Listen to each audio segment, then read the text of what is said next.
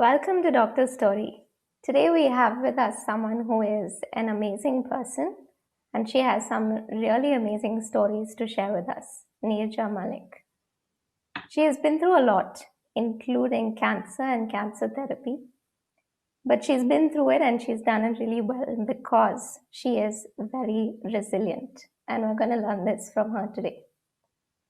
She's handled everything that has come her way so well, and that makes her such an inspiring person. So with that, I'd like to welcome you to our little meet. Thank you so much, Anne. I've been looking forward to this ever since we had a rather long chat. Somehow we got along like a house on fire. And I'm sure that this interview is going to light up many minds. Thank you. Let's hope so. Last week, I was speaking to a doctor and asking her about the risk factors of cancer, especially breast cancer. And she said that the number one risk factor for breast cancer is being a woman. And this is true. It is. But at the same time, women have so many roles that we have to fill. We're moms, we're daughters, we're wives, Yes. we're friends. How do we hold up all of these roles, fill up these shoes when we go through cancer? The first thing I'll tell you is that, yes, woman, Shakti, Stree Shakti, power, energy, everything.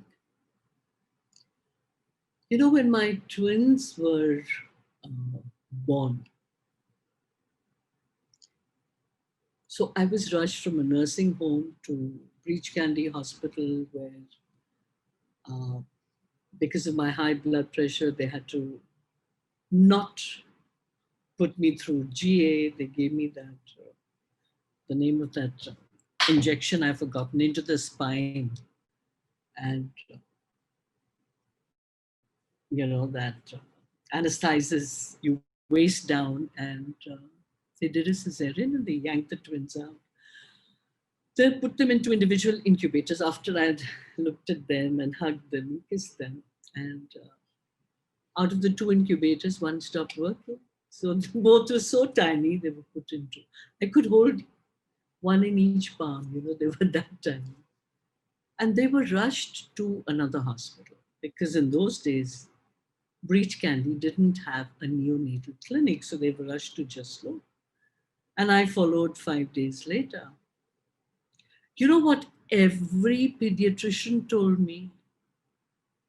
They said, you are very lucky that the weaker of your twins is a girl. Because the girl has the survival instinct, the fighting, facing capacity, capability to overcome. She has it all, a boy doesn't. So maybe that is why God has given us all these things to multitask with, to play these roles, because He feels that, yes, they are capable, they have been made with more Shakti, more strength. So just give it to them. Yeah. So though they might say we are the weaker sex, I promised you, we are the stronger one. And of course, all of us have a source of power, strength, and energy deep within us. But I guess women more so than men. That is why we can take on. We are resilient. We can put up with much more. We are more open. See, you talk about a woman, her life is a circle. In this circle is her work, her love, her feelings of friends, her family, her husband, all that she does. What about a man? He has different compartments. One compartment will be work, one will be office, one will be golf, one will be wife, one will be kids, one will be this payment, one will be my car. You understand? They have drawers, they have compartments. That is why they say men are from Mars and women are from Venus, because there is a distinct difference. So once again, remember what we spoke about earlier, no comparisons. But the fact of the matter is that yes, women can take on much more. On the other hand, the drawback here is that if something is wrong with my husband, my kids, my neighbor, my in laws, I will do everything in my power to rush them to the hospital. Something's wrong with me. What will I do? I'll put it on the back burner. I don't have the time. Uh, Maybe next week.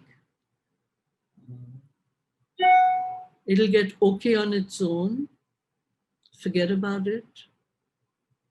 I'm of no consequence. This is where we need to make a change. And that is why I need to tell you, Anne, that last month was the month of October, and it was the month known worldwide to spread the awareness about breast cancer. And all the talks I did, and I did lots, and I had a campaign too, and I involved the men because I said, A, even men can get breast cancer, and B, men also have mothers, grandmothers, aunts, sisters, girlfriends, wives, and daughters. So if you spread the awareness to them, they can pass it on, they can understand. They can understand what is required. Men go for an annual checkup. All your MNCs, your multinationals, they send the men with annually, all your armed forces, everything. Just like that. Women, working or otherwise. And let me tell you, they do more work at home as housewives, looking after the family. It should be a set routine. There's so many people I tell, okay, month of March or April or October, take your pick. They said, for what? I said, well, October is Breast Cancer Awareness Month. And March is, 8th of March is Women's International Day. So fix that time. If you're above 35 or 45, fix that time, that month to get your mammogram done once a year, or if once in 2 years, fix it. And you know what? The best thing to do is you want to give someone something, give them a mammogram. Imagine gifting a mammogram to your near and dear. Doesn't that make life simple? It ensures that you are concerned about their health and welfare, and it ensures that they go and do it. So, once you had your diagnosis of breast cancer, did it come to a point where you had to choose about a mastectomy? Hmm? About Yes. mastectomy, yeah. Okay. Oh, I'd love to tell you that. So in Chennai, I told you that I went and got all my tests done, and it was decided that a mastectomy would be done. And then my mother said, sorry, no surgery, no treatment in Chennai. You will have to come. It will be a good idea if you come to Bombay. Because in Bombay, your support system is there. In Chennai, I just had my husband and my 7-year-old twins. My mother, father, sister in laws, brothers in laws, their wives, everyone was in Bombay. So she said, you come to Bombay. Instead of all of us coming to Chennai, one person comes to Bombay. We'll send an elderly woman to look after your babies. And you can come, have a surgery, go back, have your chemos, go back. And that is what I was doing. So, what was your question? I kind of lost track. My question was about whether you had to choose to do a mastectomy. Yes, And thank you. I got it. okay, I sure. got it. So I agreed because it made sense. And I came to Bombay. And I went straight to a hospital where my surgeon met me with an inch tape. And I said, oh my God, what is this? And then he measured whatever he had to. And he sat me down and he said, so I'm going to do a lumpectomy. And I said, what's that? And he said, well, I will remove the lump. And you know what I did, Anne? I went down on my knees and I begged him. This is the truth. I begged him. I said, please do me a mastectomy. So he said, what? I said, please do me a mastectomy. He said, why do you want a mastectomy? I said, because maybe it'll come up again in the same breast. So do me a mastectomy. And he explained it to me so brilliantly, Dr. Vijay Haribhakti. He said, listen, this is the breast. Now, if it is towards the outer area where the nipple is, towards the outer part of the breast, then the lump finds a nice margin. So this is the tumor. You need to cut a margin around it and remove that and throw, or rather send it to the path lab. And I said, no, but I want a mastectomy. He said, why? I said, because I don't want it to come up again in the same breast. And he said, there is no research that shows that it comes up in the same breast again. And it all depends on the location of your tumor. Now, supposing your tumor was nearer the chest, or supposing there was not enough margin, then without you saying anything, I would do a mastectomy. It took me a while to understand this.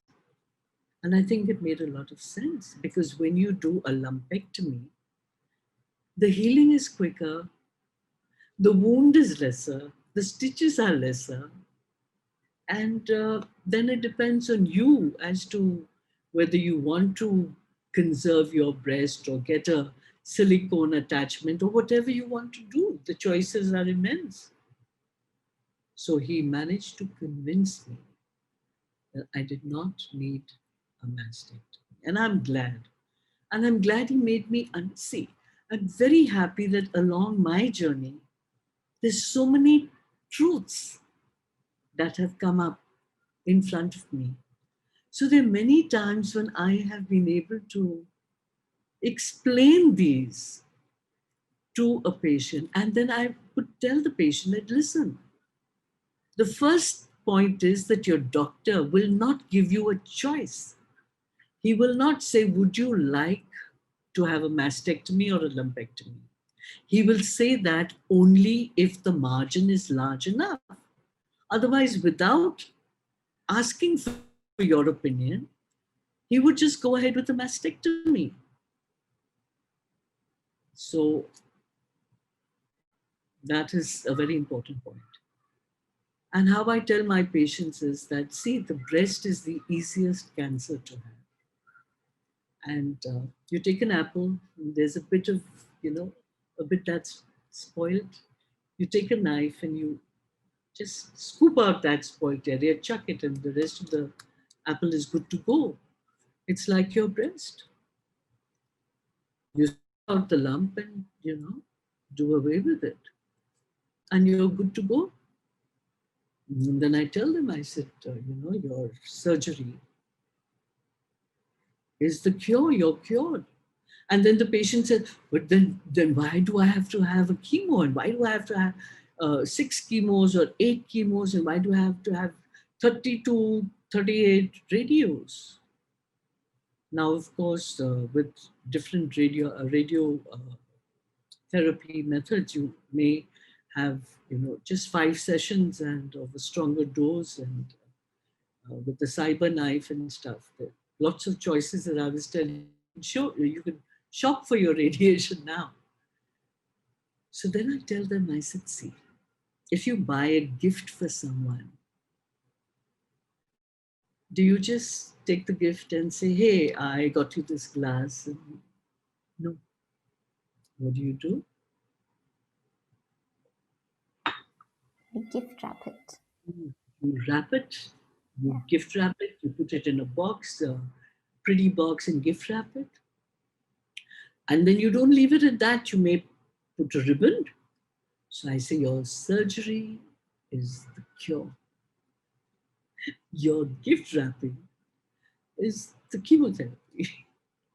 And your ribbon is the radiation. So isn't that a lovely, simplified way of explaining things? Yes, it's genius. It's really good. But this is sometimes very difficult to take because it's like losing a part of you. How would you say we should approach this? You know, there was this lady from Oman, and she came to India for her surgery, and her son came to me, and he said, please come and counsel her.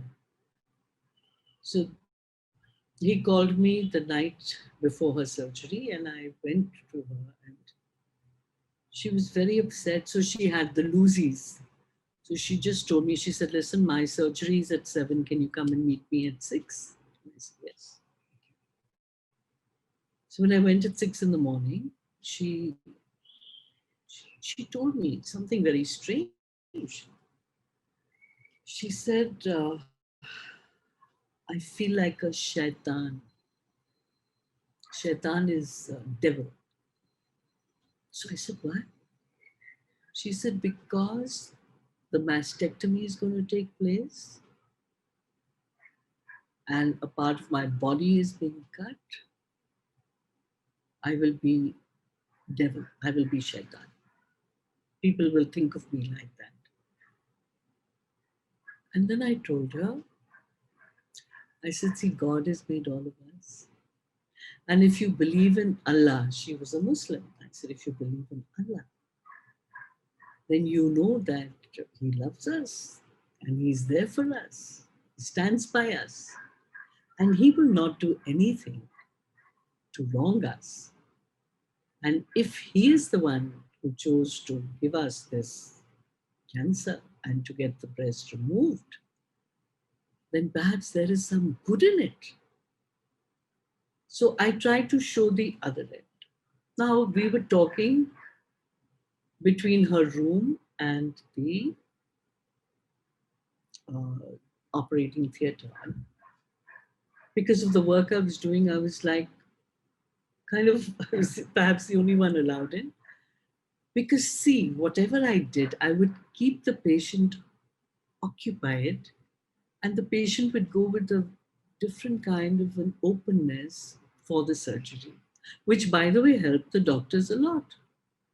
So when they said, they figured out that, okay, if she's going to be there and it's going to help us, why not?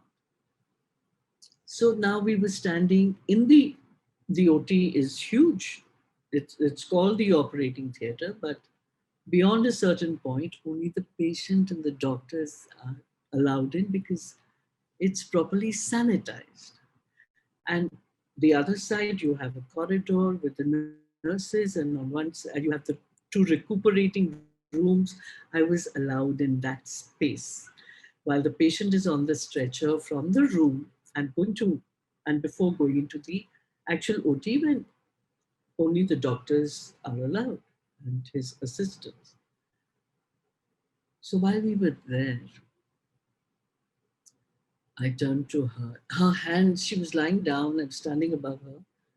She was on the stretcher, and her hands were moving like trapped birds. And I turned to her and I said, "Shut your eyes. Let us pray." She said, "What?" I said, "Yes." So, hands trembling furiously, she shut her eyes. And I said, "La ilaha illallah Muhammadur Rasulullah." And I kept chanting that for at least 10 minutes or so, by which time her hands had stopped trembling like trapped birds, and there was a beautiful smile on her face. I stopped talking.